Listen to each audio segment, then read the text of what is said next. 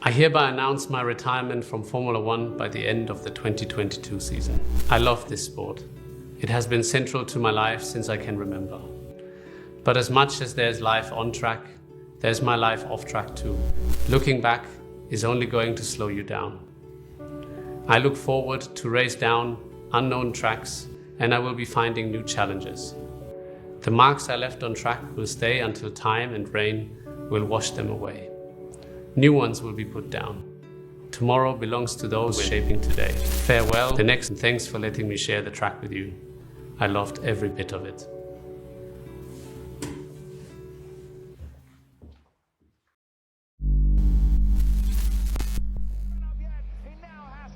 There was a time when Formula One belonged to one man. Not Lewis Hamilton, not Max Verstappen, Sebastian Vettel. I don't apologize for winning. I think that's why people employed me in the first place and why I'm here. Between 2010 and 2013, he didn't just win 4 world championships. He made winning look easy. Every Sunday seemed to end the same way. Vettel crossed the finish line first, climbed out of his Red Bull, and held one finger in the air. It became the image of Formula One's most dominant driver. People weren't asking if he'd become one of the greatest drivers in history. They were asking who could possibly stop him. But almost as quickly as he reached the top, he disappeared from the championship fight. Today, when people talk about Sebastian Vettel, they don't remember the domination first. They remember the Ferrari mistakes, the crash in Germany, the painful near misses. Somewhere along the way, the driver who looked unstoppable slowly faded into the background. So what happened? How did a driver who seemed destined to rewrite the record books never win another championship? Was it Ferrari, the new regulations, his rivals, or was the biggest battle happening inside Vettel himself? To find the answer, we have to go back to where the dream began. Not to his first championship, not even to his Formula One debut, but to a young boy sitting in front of a television every Sunday, watching one man in a red Ferrari. Because before Sebastian Vettel became the driver, he was just another fan, watching his hero. Well, I think it's very simple. Coming from Germany, when I started karting, Michael won his first world championship, so it has always been Michael that I've been looking up to, and then obviously followed him very close. Sebastian Vettel grew up in Heppenheim, a quiet town in Germany just south of Frankfurt. Like millions of German kids at the time, his weekends revolved around Formula One. Every Sunday, he watched Michael Schumacher dominate the sport in a red Ferrari, and with every race, the dream became a little bigger. One day, that would be him. Vettel was already chasing something different. He started karting at a young age, and it didn't take long for people to realize they were watching someone special. He won races everywhere he went. Every time he moved up a category, he adapted almost immediately. It wasn't just raw speed that impressed people. It was how calm he looked under pressure. Even as a teenager, Vettel drove with a confidence that made him seem older than he really was. Before long, Red Bull noticed him and signed him to their junior program, giving him the chance every young driver dreams about. From there, everything happened quickly. He climbed through the junior categories, became one of the brightest young talents in motorsport, and in 2007, at just 19 years old, he made his Formula One debut as a replacement for the injured Robert Kubica. Most rookies hope to survive their first race. Vettel finished 8th and scored a championship point. It was enough to convince everyone that he belonged. A few races later, he earned a full-time seat with Toro Rosso, Red Bull's junior team. On paper, it wasn't a team that should have been fighting at the front. Just scoring points was considered a successful weekend. But Vettel wasn't thinking about points. He wanted something much bigger. And in 2008, he got the chance to prove it. By the end of 2007, Vettel had already shown enough speed to earn a full-time seat with Toro Rosso, Red Bull's junior team. They weren't expected to fight for wins. Most weekends, scoring a few points was considered a success. But race after race, Vettel kept proving he was capable of much more. Then Formula One arrived at Monza. The weather forecast looked terrible. Heavy rain covered the circuit all weekend, turning one of the fastest tracks on the calendar into one of the most difficult. For the smaller teams, it should have been a disaster. For Vettel, it became the opportunity of a lifetime. During qualifying, while the biggest teams struggled to find grip, the 21-year-old German put together the lap of his life. When the session ended, the timing screens showed something nobody expected. Sebastian Vettel was on pole position, not a Ferrari, a Toro Rosso. The entire paddock was stunned. Some people thought it was a lucky lap, others believed he wouldn't stay in front for long. They were wrong. The impossible slowly became reality. When he crossed the finish line, Sebastian Vettel became the youngest Grand Prix winner in Formula One history. At just 21 years old, he had taken one of the smallest teams on the grid to a victory nobody thought was possible. It was the moment the entire sport realized a future world champion had arrived. Red Bull didn't need any more convincing. Just a few months later, they promoted Vettel to their main team. The biggest opportunity of his career had finally arrived, and he was about to make the most of it. Monza proved Sebastian Vettel belonged in Formula 1. Now he had to prove it wasn't just one incredible weekend. For 2009, Red Bull promoted him to its main team alongside Mark Webber. Just 2 races into the season, at the Chinese Grand Prix, he put Red Bull on pole position before leading the team to its first ever Formula 1 victory. It wasn't just a win for Vettel. It was the day Red Bull announced itself as a genuine championship contender.